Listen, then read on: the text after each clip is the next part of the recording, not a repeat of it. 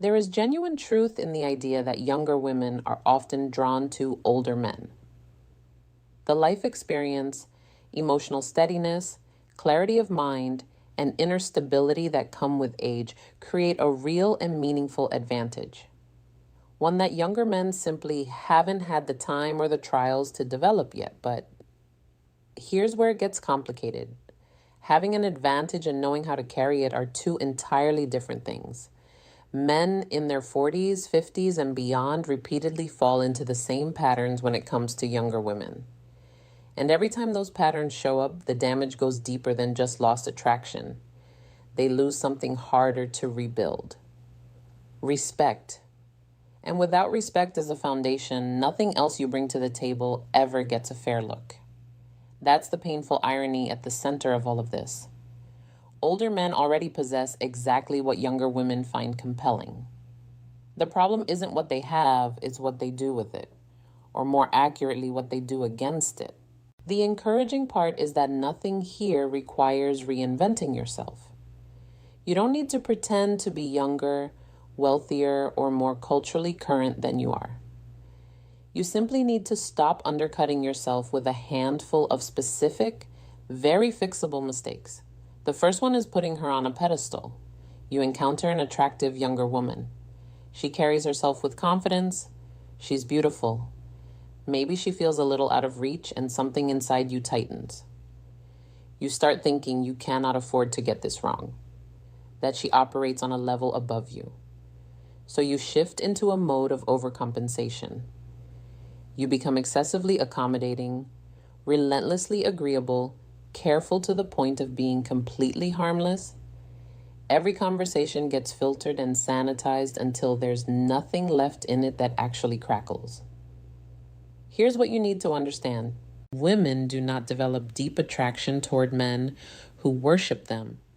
They develop it toward men who stand next to them as genuine equals. The moment you place someone above you, you've already communicated insecurity. And insecurity is one of the fastest ways to drain whatever chemistry might have existed. The correction is straightforward. Practice engaging with women of all ages without tethering your self-worth to how the interaction lands. Once you genuinely internalize that she is a human being with flaws and uncertainties like everyone else, the pedestal collapses on its own. What replaces it is something far more useful. Confidence rooted in the understanding that compatibility runs in both directions, and you are just as much the one doing the evaluating. The second mistake is mishandling the age question when she asks how old you are. And at some point, she will watch what happens inside you. For a lot of men, something visibly shifts. The voice tightens. The posture softens in the wrong direction. The ease they've been carrying suddenly drains out. The moment you treat your age as something that needs managing or excusing, you've already framed it as a liability. And that frame is contagious. If you believe it's a problem, she'll start to as well. Your age is not the obstacle. Your relationship to your age is. State it cleanly, without apology, without explanation, without the nervous laugh that signals you're bracing for judgment. Use humor if that comes naturally to you, but let the underlying current be ease rather than deflection. Confidence reframes age as exactly what it is, an asset. Hesitation transforms it into a burden you're asking her to overlook. The third mistake is leading with financial status. A significant number of older men have quietly convinced themselves that money is their primary draw. So they steer conversations toward careers, possessions, travel, and the markers of material success. Some go further and attempt to create interest through spending. What this actually builds is not attraction. It's a transaction. When you open with wealth as your primary offering, you don't draw someone toward who you are. You draw them toward what you can provide. And the women that dynamic tends to attract are looking for access rather than genuine connection. Let your success reveal itself gradually and naturally as a backdrop to who you are, rather than a substitute for it. Lead instead with how you think, how you treat people, what you actually stand for. Financial stability is something that should quietly support your life, not perform in place of your personality. The fourth mistake is sliding into mentor mode. Many older men, when they sense the age gap, instinctively reach for a role they feel comfortable in. The advisor, the guide, the man with lessons to share. They offer perspective, dispense wisdom, and position themselves as someone with much to teach. What this does to chemistry is devastating. When you frame yourself as a teacher, you've created a dynamic that makes any romantic move feel strange and misplaced. She accepted a mentor. She didn't sign up for something else.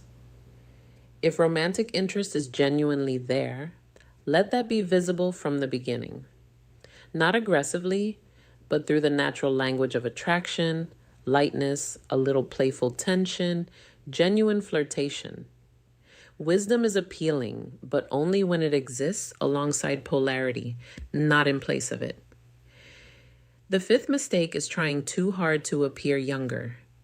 Forced slang that doesn't belong in your vocabulary. Clothing chosen to signal youth rather than to fit who you actually are. References and behaviors adopted to close a generational distance that doesn't actually need closing. None of it works, and all of it communicates the same thing that you are uncomfortable with, who you are. Chasing youth signals insecurity just as loudly as any other form of overcompensation. What actually works is almost the opposite. Dressing with sharpness and intention, maintaining your physical health, speaking in a way that is genuinely yours, carrying yourself with the ease of someone who has long since stopped needing external validation for how he shows up. Your lived experience is the thing that sets you apart. Disguising it is the last thing you should be doing. The sixth mistake is turning too much of the conversation into a highlight reel of your own life. Older men have a tendency to let interactions drift toward professional accomplishments, past achievements, and the credentials they've collected over time. It comes from a real place. The desire to demonstrate value, but the effect is the opposite of what's intended. Attraction is not assembled from a resume. It grows through genuine exchange, through the feeling of being truly met by another person. The man who actually commands attention in a room is rarely the one cataloging his accomplishments. He's the one who seems fully present, who listens with real interest, whose attention makes the person he's talking to feel genuinely seen. Let what you've built come through in your character rather than in your talking points. A man who is grounded in his own value doesn't need to argue the case for it. The seventh mistake is neglecting the physical dimension of how you present yourself. The richness of your inner life and the depth of your experience only carry so far if the external picture communicates someone who has stopped investing in himself. You don't need to look young. That's not the point. What you do need to communicate through your appearance is discipline, self-respect, and intentionality. Well-fitted clothing, clean grooming, a body that reflects some level of consistent care. These things signal that you take yourself seriously. And when someone can see that you take yourself seriously, they are far more inclined to do the same.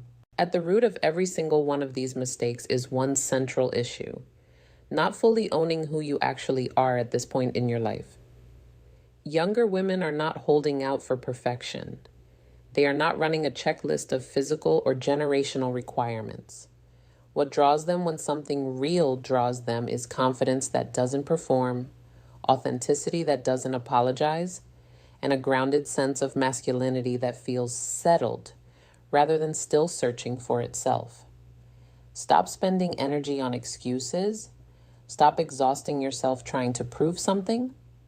Step fully and cleanly into who you've become. Because once you truly own the man you've become, people stop noticing your age first and start noticing your presence instead. Real attraction has never been about chasing youth or trying to prove your worth. It has always been about confidence that feels natural, authenticity that doesn't need approval, and the kind of grounded presence that makes others feel it without you having to say much at all. The moment you stop trying to impress and simply stand fully in who you are, everything begins to shift.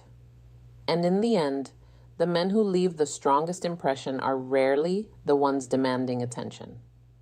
They are the ones who carry themselves with quiet certainty, self-respect, and a presence that feels impossible to ignore.